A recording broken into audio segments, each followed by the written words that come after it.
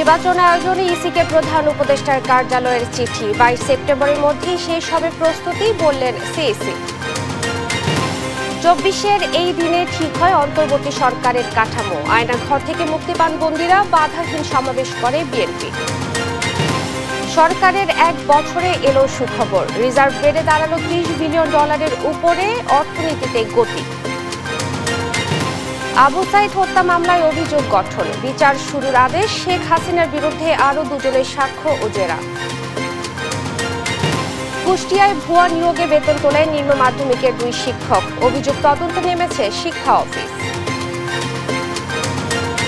চুয়াডাঙ্গায় rail overpass নির্মাণ, 1 বছরের প্রকল্প শেষ হয়নি 2 বছরেও। খোরাখুরিতে নাগরিক ভোগান্তি চরমে। এবং পুতিন জেলেনস্কি সরাসরি বৈঠকের সম্ভাবনা, জানালেন ট্রাম্প। রাশিয়ার সঙ্গে যুদ্ধবিরতি নিয়ে আশাবাদী ইউক্রেন।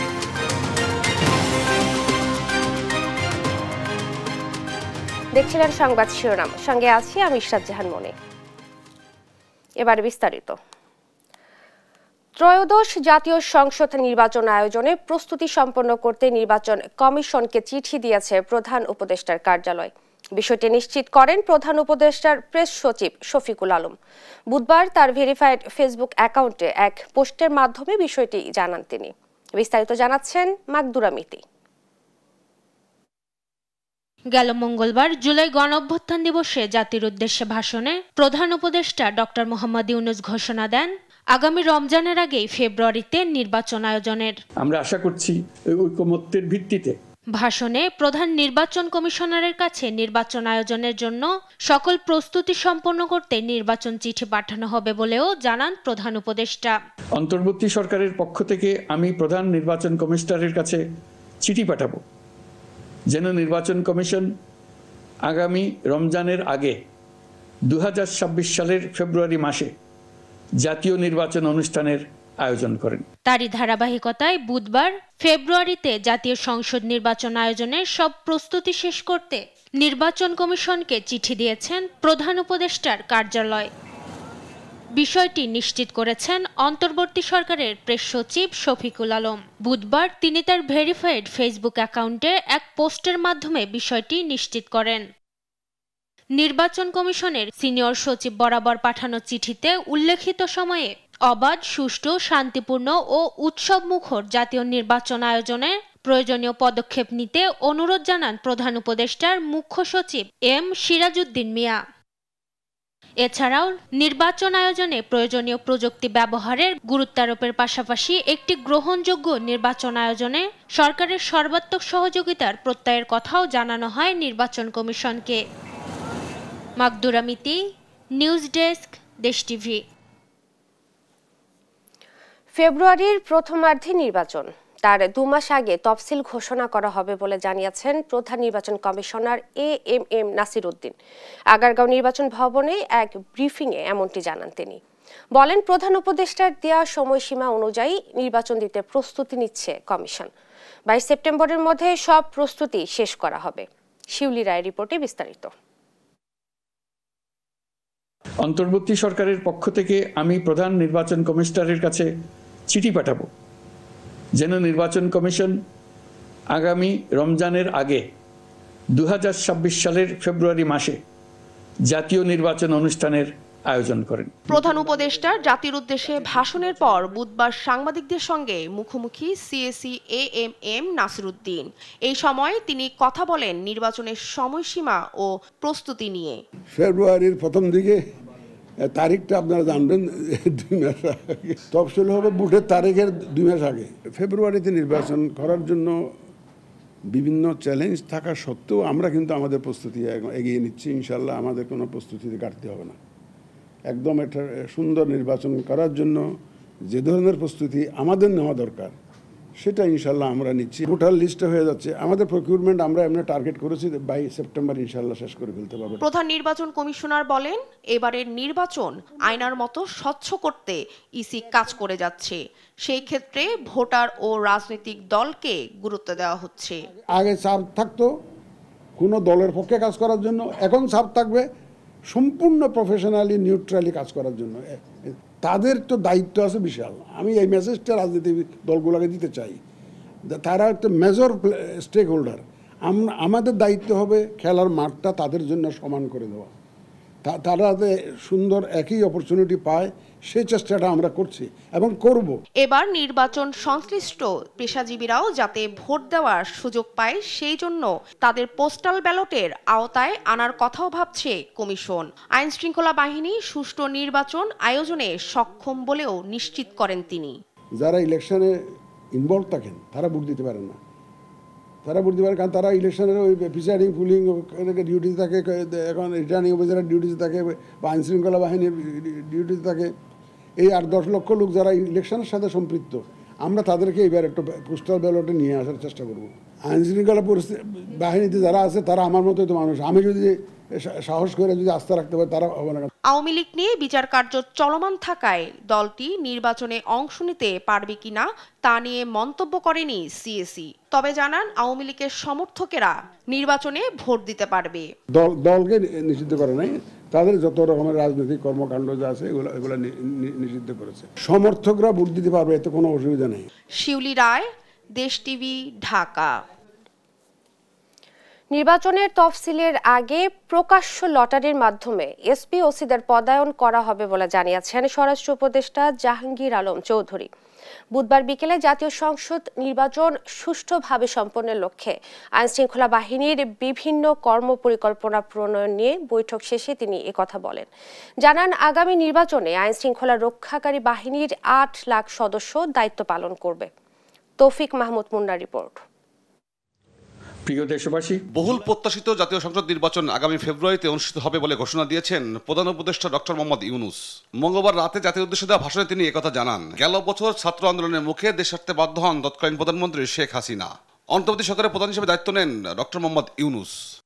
যেন নির্বাচন কমিশন আগামী রমজানের আগে 2026 সালের ফেব্রুয়ারি মাসে জাতীয় নির্বাচন অনুষ্ঠানের আয়োজন করেন। প্রধান উপদেষ্টার ভাষণের পর বুধবার দুপুরে সচিবালয়ে আসন্ন নির্বাচন সুষ্ঠুভাবে সম্পন্নের লক্ষ্যে আইন শৃঙ্খলা রক্ষাকারী বাহিনীর সঙ্গে বৈঠক করেন স্বরাষ্ট্র উপদেষ্টা। বৈঠক শেষে তিনি কথা বলেন গণমাধ্যমের সাথে। নির্বাচনের সময় এসপি ও ওসিদের পোস্টিং প্রকাশ্য লটারির মাধ্যমে হবে জানিয়ে উপদেষ্টা বলেন, মাঠে কাজ করবে 8 লাখ আইন শৃঙ্খলা বাহিনীর সদস্য। বিভিন্ন ক্যান্ডিডেট চায় যে তার পরিচিত বা তার সে একজন ডিসি, বিএসপি বা ইউএনও বা ওসি নিতে পারে কিনা। এবার ক্ষেত্রে আমরা একটা ডিসিশন নিয়েছি, এটা স্যারের ইনস্ট্রাকশনের থেকে। এই ডিসিশনটা হলো আমরা স্পেশালি পুলিশ ডিপার্টমেন্টে এসপি এবং ওসিদের, আপনাদেরও আমি হয়তো ইনভাইট করবো, আপনাকে এই অ্যাসোসিয়েশনের সভাপতি এবং সেক্রেটারি, তাদের সামনে আমরা লটারির মাধ্যমে তাদের এই যে পোস্টিংটা আমরা করে দেব। জাতীয় নির্বাচনের লজিস্টিক সাপোর্ট নিয়ে আলোচনা হয়েছে উল্লেখ করে উপদেষ্টা জানান, প্রত্যেক কেন্দ্রে বডি ক্যামেরা দেওয়া হবে। আরেকটা জিনিস হলো যে আমাদের আর আজকাল আলোচনা হয়েছে যে আমাদের কি পরিমাণ ফোর্সের দরকার হবে পুরো ভালোভাবে ইলেকশনটা কন্ডাক্ট করার জন্য। এবং আমাদের ওখানে আপনারা জানেন সবার কাছে আমরা একটা বডি ক্যামেরা দেওয়ার চেষ্টা করব, এবং ওইটা কিভাবে প্রকিউর করতে হবে এবং কার কাছে থাকবে এইগুলি ব্যাপার আলোচনা হচ্ছে। অন্যান্য সময় যেমন আপনারা জানেন যে ওই সে প্রিজাইডিং অফিসাররা অনেক সময় অন্যের বাসায় এইবার না, তারা যেন ওই সেন্টারে থাকতে পারে, ওখানেই ব্যবস্থা করা হবে। তাদের সাথে পুলিশ আনসার সবাই থাকবে। 47,000 ভোট কেন্দ্রে, প্রতিটা কেন্দ্রে আমরা একটা করে বডি ক্যামেরা দেওয়ার চেষ্টা করব। আগামী জাতীয় নির্বাচন সুষ্ঠু করতে আইনশৃঙ্খলা বাহিনীর প্রত্যেককে প্রশিক্ষণ দেওয়া হবে বলে জানান স্বরাষ্ট্র উপদেষ্টা। আমাদের এই আপনারা জানেন তৌফিক মাহমুদ মুন্না, আমাদের টিভি, প্রধান উপদেষ্টা গতকালকে 7 আগস্ট 2024-এর এই দিনে নির্ধারণ করা হয় অন্তর্বর্তী সরকারের কাঠামো। ফ্যাসিস্ট শেখ হাসিনার আয়নাঘর থেকে বেরিয়ে আসেন বন্দীরা। দীর্ঘ সময় পর বাধাহীন সমাবেশ করে দেশের অন্যতম প্রধান রাজনৈতিক দল বিএনপি।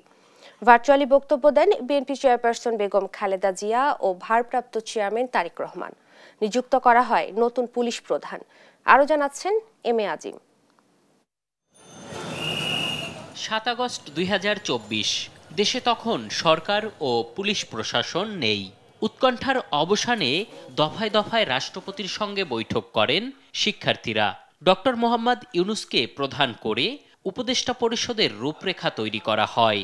ঠিক করা হয় 15 উপদেষ্টার নাম। শুধু আলোচনা নয়, সেদিন মাইকেল চাকমার মুক্তি হাসিনার আয়নাঘরের সত্যতা উপস্থাপন হয় দেশবাসীর কাছে। গুম হওয়া স্বজনদের ফিরে পেতে ডিজিএফআই কার্যালয় সহ বিভিন্ন স্থানে ভিড় করতে শুরু করেন স্বজনরা। সেদিন 15.5 বছর পর স্বাধীনভাবে আবারও সমাবেশ করে দেশের অন্যতম প্রধান রাজনৈতিক দল বিএনপি। নেতাকর্মীদের সঙ্গে ভার্চুয়ালি যুক্ত হয়ে বক্তব্য দেন বিএনপির চেয়ারপারসন বেগম খালেদা জিয়া ও ভারপ্রাপ্ত চেয়ারম্যান তারেক রহমান। নিযুক্ত করা হয় পুলিশের নতুন আইজিপি মোহাম্মদ মইনুল ইসলামকে। থানাগুলোর কার্যক্রম শুরু করতে কাজ শুরু করেন তিনি। নিজ নিজ দায়িত্ব পালনে আত্মনিয়োগ করুন। এম এ আজিম, দেশ টিভি, ঢাকা। স্বপ্নের বাংলাদেশ বিনির্মাণে সবার সমর্থন চাইলেন বিএনপির ভারপ্রাপ্ত চেয়ারম্যান তারেক রহমান। রাজধানীর নয়াপল্টনে বুধবার জুলাই গণঅভ্যুত্থানের 1 বছর পূর্তি উপলক্ষে বিএনপির বিজয় শোভাযাত্রা পূর্ব সমাবেশে কথা বলেন তিনি। রাজনৈতিক দলগুলোর মাঝে ভিন্নমত থাকলেও মুখ দেখাদেখি বন্ধ করা যাবে না উল্লেখ করে তারেক রহমান বলেন, ফ্যাসিবাদ বিরোধী ঐক্য ধরে রাখতে হবে। নিয়াজ মোর্শেদের প্রতিবেদন। এই জয়গান বিজয়ের উল্লাস দীর্ঘ 15.5 বছরের স্বৈরশাসন ব্যবস্থা অবসানের। ছাত্র জনতার গণ আন্দোলনের 1 বছর পূর্তি উপলক্ষে বিজয় শোভাযাত্রা কর্মসূচিতে বিএনপি নেতাকর্মীদের ঢলে রাজধানীর নয়াপল্টন ও আশেপাশের এলাকা পরিণত হয় জনসমুদ্রে। নির্ধারিত সময়ের আগেই মিছিল নিয়ে কেন্দ্রীয় কার্যালয় এলাকায় জড়ো হয় ঢাকা বিভাগের বিভিন্ন জেলার নেতাকর্মীরা। কারো হাতে দলীয় পতাকা, আবার কারো হাতে ফেস্টুন ও ব্যানার। দলীয় স্লোগানের সঙ্গে নেতাকর্মীদের নাচ গান সমাবেশে যোগ করে নতুন মাত্রা। বিজয় র্যালির আগে সংক্ষিপ্ত সমাবেশে বক্তব্য রাখেন সিনিয়র নেতারা। বলেন, এটি শুধু বিজয় উদযাপন নয়, নতুন শুরুর বার্তা। শোভাযাত্রায় জনস্রোত প্রমাণ করে জনগণই ক্ষমতার উৎস। নতুন বাংলাদেশে কার্যকর গণতন্ত্র প্রতিষ্ঠার কথাও বলেন তারা। শহীদদের আত্মার শ্রদ্ধা জানানোর জন্য এবং তাদের পরিবারবর্গের প্রতি সম্মান জানানোর জন্য প্রত্যেকটি সংস্কার পরবর্তীতে নির্বাচিত জাতীয় সংসদের মাধ্যমে বাস্তবায়িত হবে।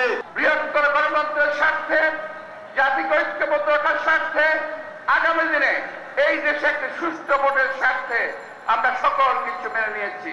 আগামী দিনে যাতে করে নির্বাচন নিয়ে কেউ ষড়যন্ত্র করতে না পারে সে ব্যাপারে আমাদের সকলকে আমরা যাতে করে সজাগ থাকি। চেয়ারম্যান তারেক রহমান সাহেবের যে দৃষ্টিভঙ্গি 31 দফার বাস্তবায়িত হতে চলেছে সংস্কারের মধ্য দিয়ে। সমাবেশে ভার্চুয়ালি যুক্ত হন দলের ভারপ্রাপ্ত চেয়ারম্যান তারেক রহমান। বলেন, দেশে গণতন্ত্র ও আইনের শাসন প্রতিষ্ঠায় সুষ্ঠু রাজনৈতিক চর্চা জরুরি।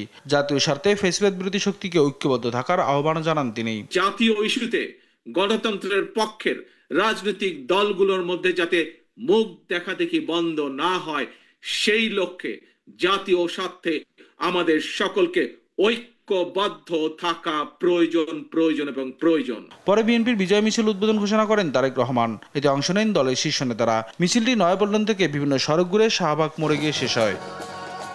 জুলাই অভ্যুত্থানের বর্ষপূর্তি উপলক্ষে বিএনপির এই বিজয় মিছিল মাধ্যমে শেষ হলো বিএনপির 36 দিনের কর্মসূচি। মিছিলে অংশগ্রহণকারী নেতাকর্মীরা বলছেন, যেন গণতন্ত্র মুক্তি পায় আর একটি নির্বাচনের মাধ্যমে জনগণ তার অধিকার ফিরে পায়। নয়াপল্টন থেকে নিয়াজ মোর্শেদ, দেশ টিভি। অন্তর্বর্তী সরকারের 1 বছরে অবশেষে রিজার্ভে সুখবর এলো। দেশের মোট বৈদেশিক মুদ্রার রিজার্ভ 30 বিলিয়ন মার্কিন ডলারের উপরে দাঁড়িয়েছে। বুধবার রাতে বাংলাদেশ ব্যাংক এ তথ্য প্রকাশ করে। বাংলাদেশ ব্যাংক জানায়, আন্তর্জাতিক মুদ্রা তহবিলের হিসাব পদ্ধতি অনুযায়ীও এই রিজার্ভ 25 বিলিয়ন ডলারের উপরে। আর বর্তমান ব্যয়যোগ্য রিজার্ভের পরিমাণ 20 বিলিয়ন ডলার। বৈদেশিক মুদ্রা আয়ের 2 উৎস, প্রবাসী আয় আর পণ্য রপ্তানিতে ইতিবাচক ধারা বজায় থাকায় বৈদেশিক মুদ্রা বাজারে স্বস্তি ফিরেছে, গতি এসেছে অর্থনীতিতে। বাংলাদেশ ব্যাংক আরও জানায়, সরকার ইতিবাচক উদ্যোগ নেয় বৈদেশিক মুদ্রার রিজার্ভ ধীরে ধীরে বেড়েই চলেছে।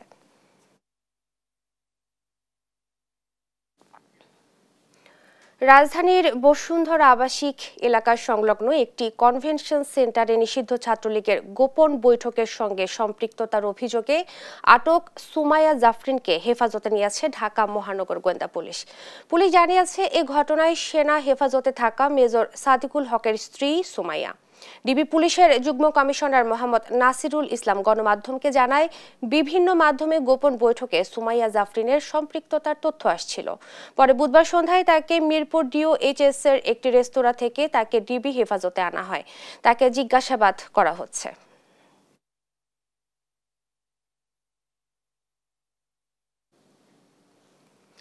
রংপুরের আবু সাইদ হত্যা মামলার অভিযোগ গঠন করে আনুষ্ঠানিক বিচার শুরুর আদেশ দিয়েছেন আন্তর্জাতিক অপরাধ ট্রাইব্যুনাল ২। আসামিদের অব্যাহতির আবেদন খারিজ করে আগামী ২৭ ও ২৮ তারিখ সূচনা বক্তব্য ও সাক্ষ্য গ্রহণের তারিখ নির্ধারণ করেছে ট্রাইব্যুনাল। এদিকে ট্রাইব্যুনাল ১-এ বুধবার শেষ হয়েছে শেখ হাসিনা সহ ৩ জনের বিরুদ্ধে চতুর্থ ও পঞ্চম সাক্ষীর সাক্ষ্য ও জেরা। পরবর্তী সাক্ষ্য গ্রহণ ১৭ আগস্ট। সাবরিনা মজুমদারের রিপোর্টে বিস্তারিত। কোটা আন্দোলনে tear shell, rubber bullet, sound grenade ও ছড়রা গুলিতে রণক্ষেত্রে রূপ নেয় রংপুর শহর। ঠিক ওই সময় ক্যাম্পাসের মূল ফটকে পুলিশের অস্ত্রের সামনে নির্ভয়ে দুহাত প্রসারিত করে দাঁড়িয়ে যান রংপুর বেগম রোকেয়া বিশ্ববিদ্যালয়ের অকুতোভয় শিক্ষার্থী আবু সাইদ। খুব কাছে থেকে তাকে গুলি করে হত্যা করে পুলিশ, যা আলোড়ন তোলে দেশে বিদেশে। জোরদার হয় জুলাই আন্দোলন। বুধবার এ মামলার ৩০ আসামির বিরুদ্ধে অভিযোগ গঠন করে বিচার শুরুর আদেশ দেন আন্তর্জাতিক অপরাধ ট্রাইব্যুনাল ২। খারিজ করা হয় আসামিদের মামলা থেকে অব্যাহতির আবেদন। এ সময় আদালতে উপস্থিত ছিলেন গ্রেপ্তার ৬ আসামি। রংপুরের আবু সাইদ হত্যাকাণ্ড সংক্রান্ত যে মামলাটা, যেই মামলায় ভাইস চ্যান্সেলর এবং পুলিশ কমিশনার সহ ৩০ জন আসামি, সেই মামলায় চার্জ গঠন হয়েছে এবং আগামী ২৭ এবং ২৮ আগস্ট সাক্ষ্য গ্রহণ, ওপেনিং স্টেটমেন্ট এবং সাক্ষ্য গ্রহণের জন্য দিন ধার্য হয়েছে। এদিকে শেখ হাসিনা ও আসাদুজ্জামান খান কামালের বিরুদ্ধে গণহত্যা মামলায় তৃতীয় দিনের মতো সাক্ষ্য গ্রহণ ও জেরা হয়। আবু সাইদ হত্যায় শেখ হাসিনা, বিশ্ববিদ্যালয় প্রশাসন ও পুলিশ কর্মকর্তাদের বিচার চাইলেন মামলার চতুর্থ সাক্ষী পেরোবির এক নারী শিক্ষার্থী।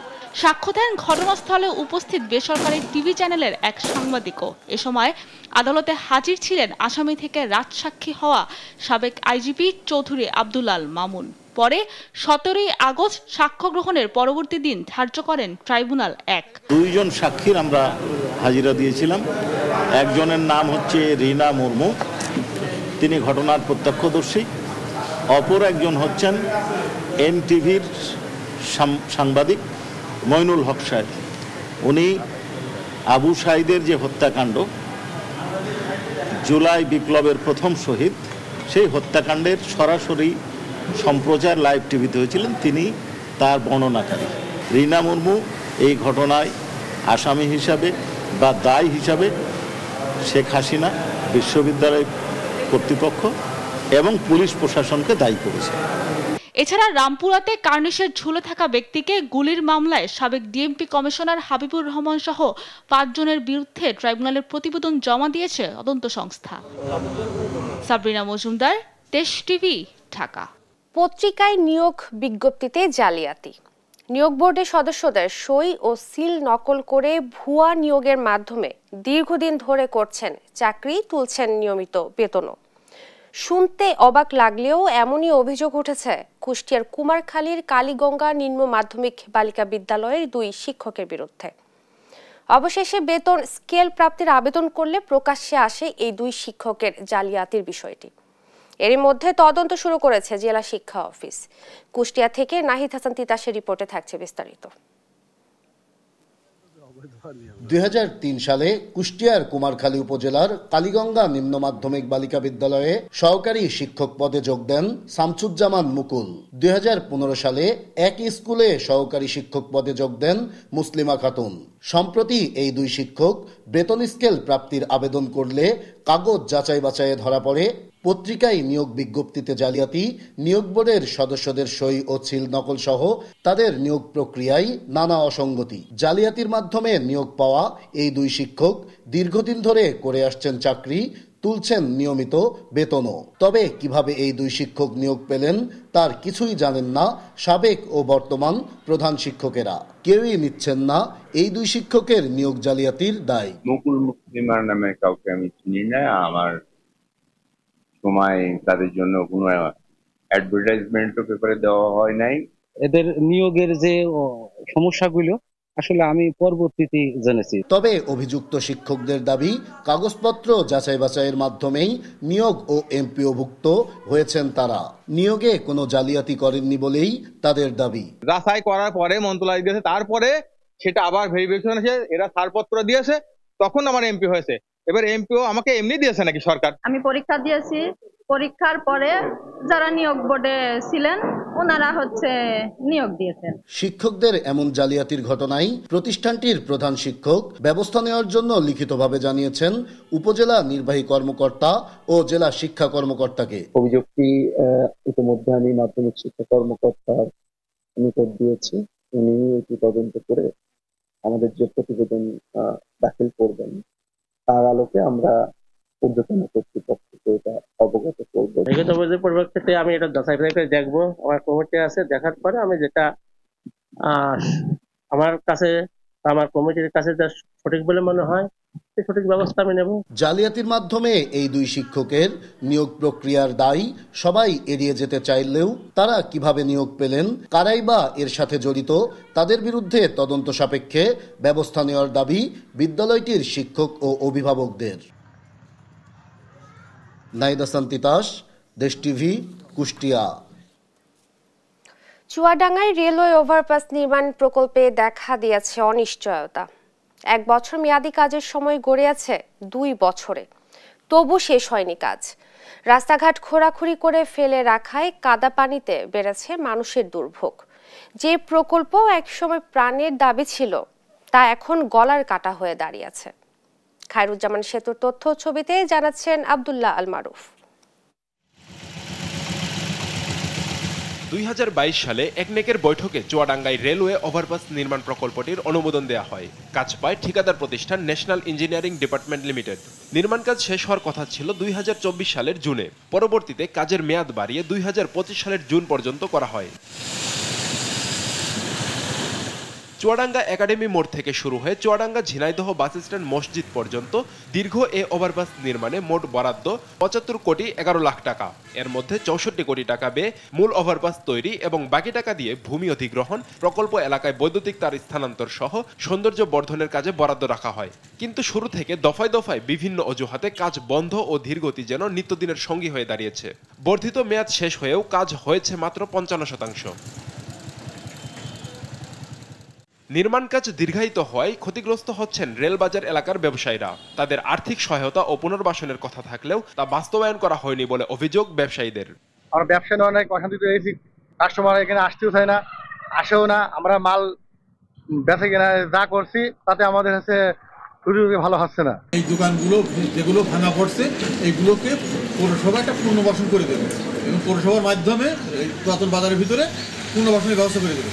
তাদেরকে পুনর্বাসন করা হয়নি, বরঞ্চ তাদেরকে এখন রাস্তায় চলে বসে থাকতে হচ্ছে। নির্মাণাধীন এই এলাকায় প্রায় ঘটছে ছোট বড় দুর্ঘটনা। চরম দুর্ভোগে পড়েছেন পথচারী ও সাধারণ মানুষ। জায়গা জায়গায় যে গর্ত হয়েছে, এই গাড়ি কাঁথাও অটো উল্টি পড়ে যাচ্ছে, ছোটখাটো অ্যাক্সিডেন্ট লাগিয়ে আছে। সব সময় অ্যাক্সিডেন্ট, প্রতিদিন মোটরসাইকেল নিয়ে মানুষ পড়ে যাচ্ছে, গাড়ি ঘোড়া সব উল্টে যায়। সেদিন আমার বৃষ্টি হয়েছে, মাল সব উল্টে গিয়েছে। আমার এখানে মনে করেন 20 কেজি লোহা হারিয়ে গেছে পানির মধ্যে, খুঁজে পাইনি। তবে প্রকল্পের বিষয়ে জানতে চাইলে ক্যামেরার সামনে কথা বলতে রাজি হননি সড়ক ও জনপথ বিভাগের উপবিভাগীয় প্রকৌশলী মোহাম্মদ সুজাত কাজী। আব্দুল্লাহ আল মারুফ, নিউজ ডেস্ক, দেশ টিভি।